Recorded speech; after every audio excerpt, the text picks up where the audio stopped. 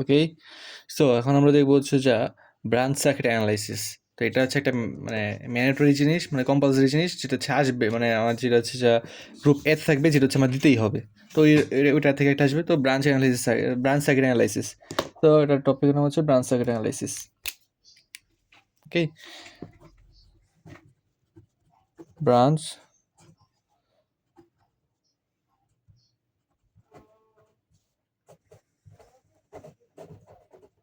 তো branch circuit analysis. ওকে, তো branch circuit অ্যানালাইসিসের মধ্যে এটা ভালো। ওকে, তো ব্রাঞ্চ সার্কিট অ্যানালাইসিসের মধ্যে আমার কী কী আছে? হচ্ছে যে আমার মানে কী আছে আর কি। ব্রাঞ্চ সার্কিট অ্যানালাইসিস হচ্ছে কি, আমার একটা ব্রাঞ্চ দেওয়া থাকবে। সাপোজ এটা একটা আমার এখানে হচ্ছে আমার এখানে R1 আছে, আর এই পাশে একটা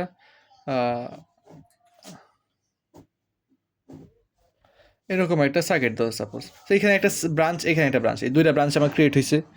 তো এখন এই দুই ব্রাঞ্চ নিয়ে আমার হচ্ছে কাজ করতে হবে। যে কি, প্রথমে হচ্ছে আমার একটা ব্রাঞ্চ নিয়ে কাজ করতে হবে, আর পরে হচ্ছে আরেকটা ব্রাঞ্চ নিয়ে কাজ করতে হবে। এই ব্রাঞ্চ নিয়ে কাজ করে আমার কি করতে হবে, এখানে আমার কয়েকটা স্টেপ আছে। কয়েকটা স্টেপ কি কি? আমার স্টেপ ওয়ানে কী করতে হবে আমার, এই সার্কিটটার স্টেপ ওয়ানে হচ্ছে আমার মানে সার্কিটটা কোন দিকে ফ্লো হচ্ছে, মানে কারেন্টটা কোন দিকে ফ্লো হচ্ছে, এটা হচ্ছে আমার আর্ট করতে, মানে আর্ট বলতে কি এখানে দেখাইতে হবে। তো এখানে কি আমার কারেন্ট এই দিকে ফ্লো হচ্ছে, ওই দিকে যাচ্ছে, মানে কি যে এদিক থেকে এদিকে, তার মানে কি যে এই দিক থেকে এদিকে এরকম তো ফ্লো হচ্ছে, তাই না?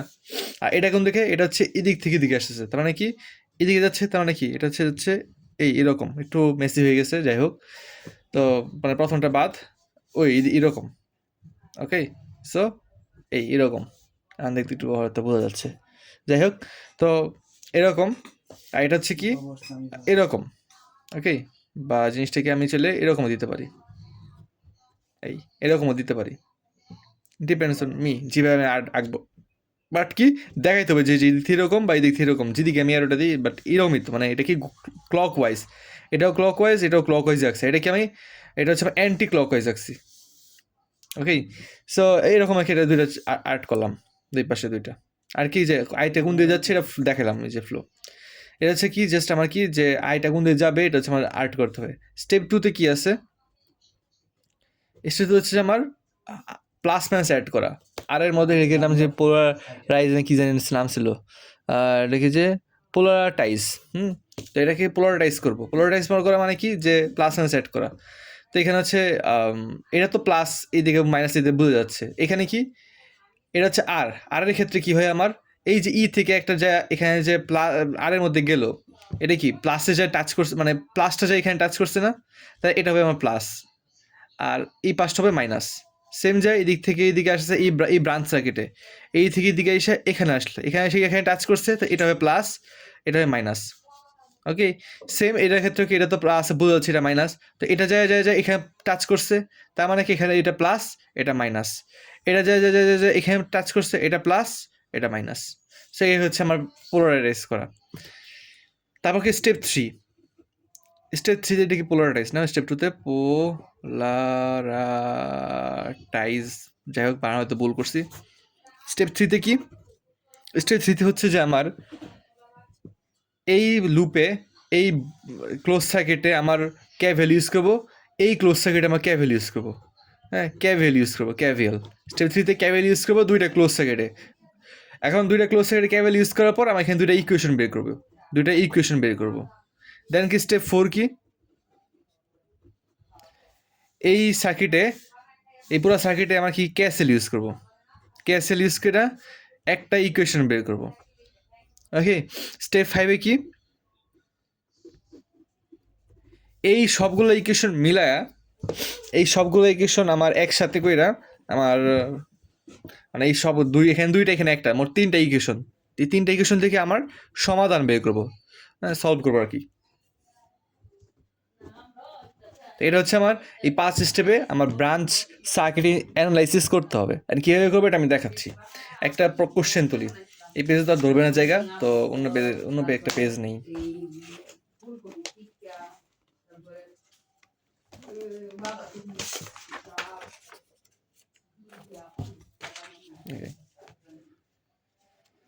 ওকে,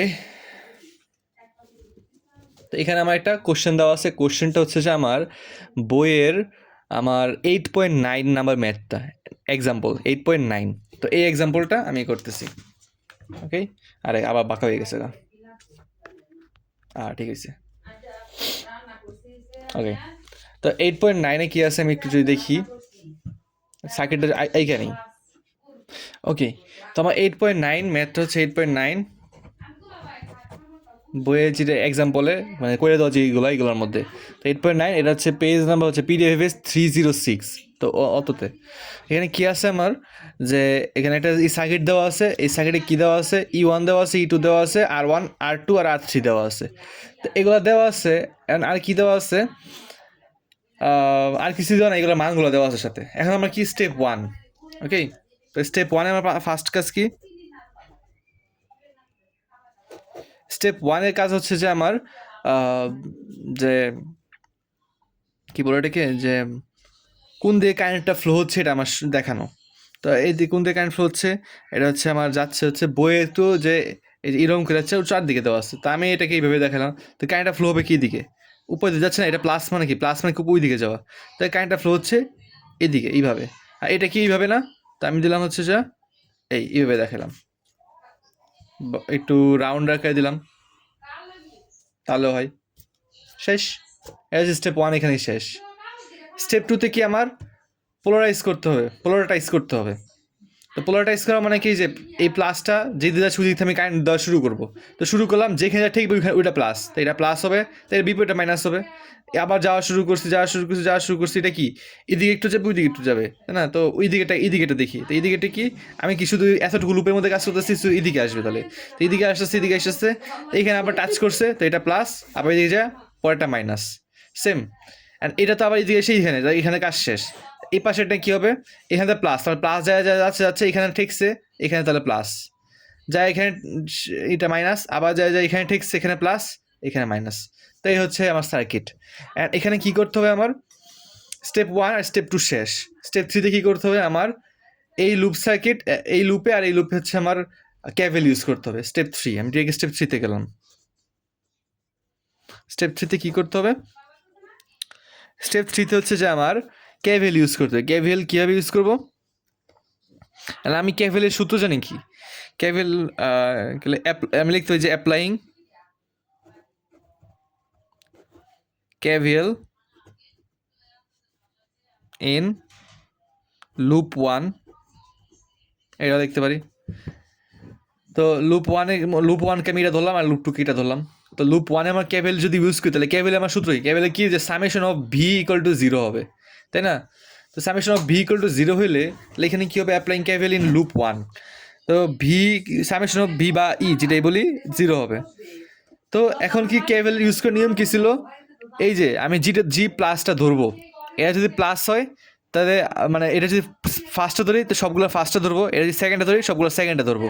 তো আমি এটা সেকেন্ডে ধরলাম, তাহলে কী হবে আমার এই ইন লুপ 1 হচ্ছে কী হবে, যে E1 প্লাসের E1, তো এটা সেকেন্ডে ধরবো, সেকেন্ডে কি মাইনাস, তো মাইনাসের এখানে কি, এখানে ভি কত আমার I1 ইন্টু R1, এটা লিখবো I1 R1 যাচ্ছে যায়া এদিকে আসলো, এখানে কি আবার সেকেন্ডটা ধরবো, ওই যে সেকেন্ডটা এটা, তাহলে কী হবে মাইনাসের I3 R3, যে জায়গার ভি, ওই জায়গার ভি লাগবে, তো ওই জায়গার ভি যেন এইটা লিখতেছে R1 I1 I3 R3, কারণ কি এই জায়গায় ভোল্টেজটা লাগবে আমার, কারণ কি এটা কি কেভেল কি ভোল্টেজের জিনিস, ভোল্টেজের সূত্র, এই জন্য ভোল্টেজ আমরা রাখতেছি। আর ভি ইকুয়াল টু কি IR, এই IR এখানে 1 নাম্বার রেজিস্ট্যান্সে দেখা I1 দিছি, আর R1 তো 1 নাম্বার রেজিস্ট্যান্সে, 3 নাম্বার রেজিস্ট্যান্সে দেখে এখানে I3 দিছি। I have clear. এটা এগুলো কী হবে 0। আমি এখন E1 এর মান কত দেওয়া আছে 2, I1 এর মান দেওয়া আছে কত, I1 এর মান তো দেওয়া নাই, R1 এর মান দেওয়া আছে 2, তো 2 I1 মাইনাসের R3 মান দেওয়া আছে 4, তো 4 I3 ইকুয়াল টু 0। এটাকে আমি 1 নাম্বার দিলাম। তারপর কি আছে আমার ক্যাভেল ইন লুপ 1, তারপর কি ইউজ করবো আমি লুপ 2-তে, অ্যাপ্লাইং ক্যাভেল ইন লুপ 2 বা ইন লুপ 2 লিখে যদি ইন লুপ টু, লুপ টুতে কী হবে, এখানে যাচ্ছে, তো এটার আমি সেম সেকেন্ডে ধরলাম, তো এটা সেকেন্ড, তাহলে কি যে টু, এটার সেকেন্ডে কি মাইনাস, তো মাইনাসের I2 R2 আসছে, এটার সেকেন্ডে কি মাইনাস, তো মাইনাসের I3 R3 ইকুয়াল টু 0, কারণ আর তো নাই, আবার টুতে এসে পড়ছে।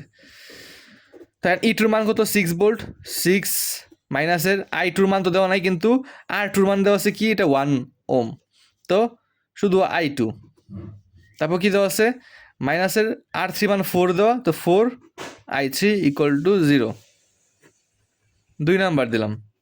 এর আমার স্টেপ 3 শেষ। তো এখানে 1 নাম্বার 2 নাম্বার, এখন কি হচ্ছে যে আমার স্টেপ 4, স্টেপ 4 কি, যে অ্যাপ্লাইং, ভুল করছি, applying KCL in the circuit. Okay, তো এই সার্কিটে আমি KCL ইউজ করবো। KCL ইউজ করতে হলে কী করতে হবে আমার, এই যে এখান থেকে কারেন্ট ফ্লো হচ্ছে, ফ্লো হয়ে এসে এখানে আসলো, এখান থেকে ফ্লো হয়ে এসে এখানে আসলো, তার মানে কি আমার কারেন্ট কোথা থেকে ইন হচ্ছে, এই পাশ থেকে আসতেছে আর এই পাশ থেকে আসতেছে, আর দুইটাই যাচ্ছে কোন দিকে, এই নিচের দিকে যাচ্ছে, তাই না? তার মানে কি দুই পাশ থেকে এসে এদিকে আসছে, মানে এদিকে এই দুই পাশ থেকে ইন হচ্ছে, এখান থেকে আউট হচ্ছে।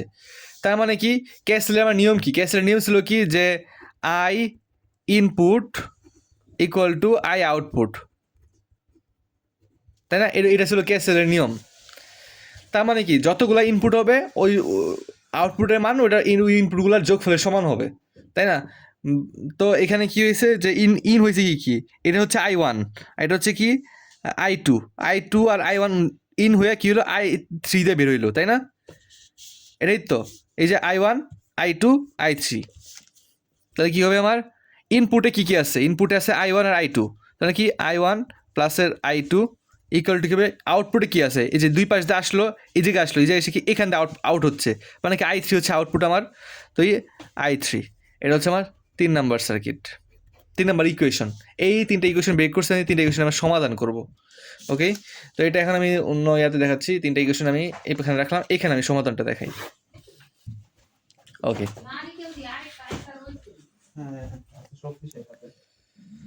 তো কী কী করবো, আমি ইকুয়েশনগুলোকে লিখি।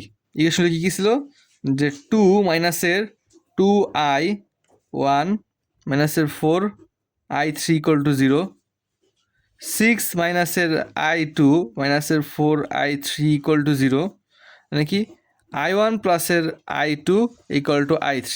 আর এখানে আমি কী করবো, আমি এগুলোকে সাজায় লিখবো কী হবে দেখি, এখানে I1টাকে আমি এক জায়গায় রাখবো, I2কে এক জায়গায় রাখবো, I3কে এক জায়গায়, এরকম তিনভাবে সাজায় রাখবো। ওকে, তো কীভাবে করবো, এই পাশে I1 লিখবো, তো কি প্রথমে আছে মাইনাস, এগুলো মাইনাসে আছে, এগুলোকে ওই পাশে নিয়ে গেলে কী হবে, যে আচ্ছা আগে এইভাবে করি, তো মাইনাসের 2I1 মাইনাসের 4I, আচ্ছা জিনিসটি লিখে মাইনাসের 2I1 প্লাসের 0 প্লাসের মাইনাসের 4I3 প্লাসের 2 ইকুয়াল টু 0, এরকমই তো, তাই না?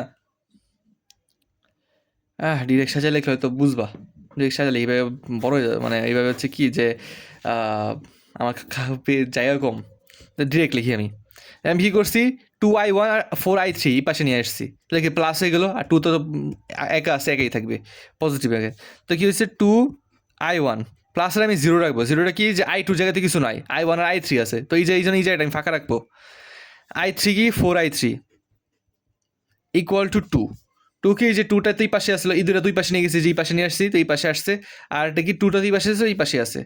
ওকে, তারপর কি এটা এনে কি হচ্ছে I2 আর I3 আছে, তো কি করব, তো I1-এর জায়গাটা ফাঁকা, প্লাসের কি এই দুটো একই পাশে নিয়ে গেলে পজিটিভ হলে 6টা এক পাশে একা থাকবে, তো কি I2 প্লাসের 4I3 ওকে ইকুয়াল টু আমার কত হবে, 0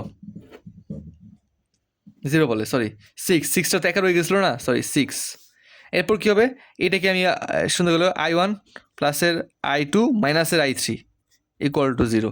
তো এই হচ্ছে আমার সাজানো হয়ে গেছে, I1গুলো একসাথে, I2গুলো একসাথে, I3গুলো একসাথে, আর এগুলো সহগগুলো আরেকসাথে, মানে সহগগুলো না কি এগুলোকে মানগুলো আরেকসাথে, ধ্রুবকগুলো আর আলাদা। তো এরকম আমি আলাদা আলাদা লিখবো, I1গুলো একসাথে রাখবো, I2গুলো একসাথে রাখবো, I3গুলো একসাথে রাখবো। রাখার পর আমার এখন এটা কি ইকুয়েশন হয়ে গেছে। এই ইকুয়েশনটা আমি কীভাবে সলভ করবো, এই ইকুয়েশন আমি সলভ করবো হচ্ছে যা আমি সলভ করবো, অনেকগুলো ওয়ে আছে, ডিটারমিনেন্ট ওয়েতেও করতে পারবো, এটা তো পেজই নেই। ওকে, তাহলে এগুলো বাদ।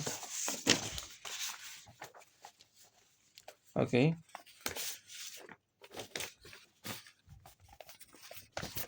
আচ্ছা পরে দেখবো না,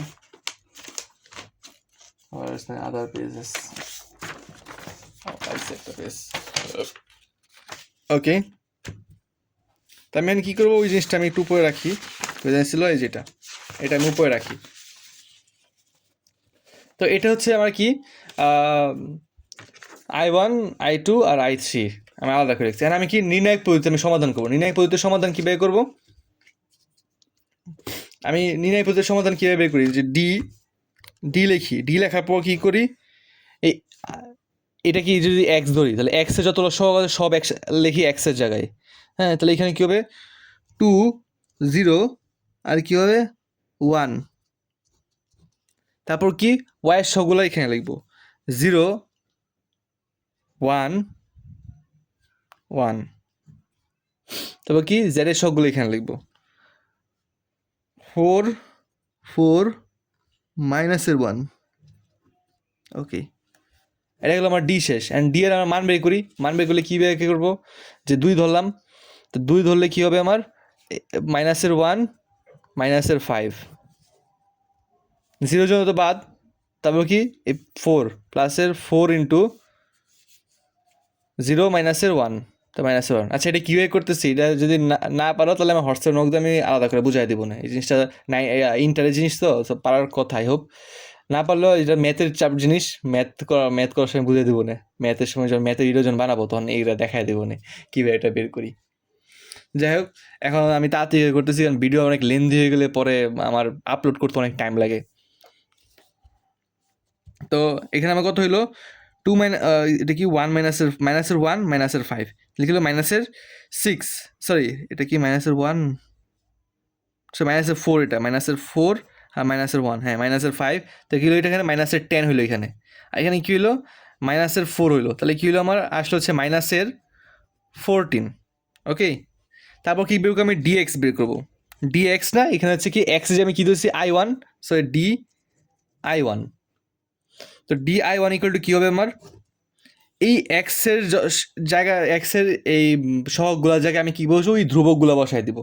তাহলে এক্সের সহগের জায়গায় ধ্রুবকগুলো কী আছে 2 6 0, তো এখানে লিখবো 2 6 0, তাহলে কি বাকিগুলো সেম 0 1 1 4 4 মাইনাসের 1। ওকে, তাহলে কী হবে, যদি নির্ণয় বের করি 2 দিয়ে করলে হচ্ছে কী হবে মাইনাসের 1 মাইনাসের 4 প্লাসের 4 ইন্টু 6 মাইনাসের 0। ওকে, তাহলে কত হইলো আমার এখানে 10 মাইনাসের 10 আর কি হলো প্লাসের 24। ওকে, তাহলে কী হলো আমার 14 হইলো।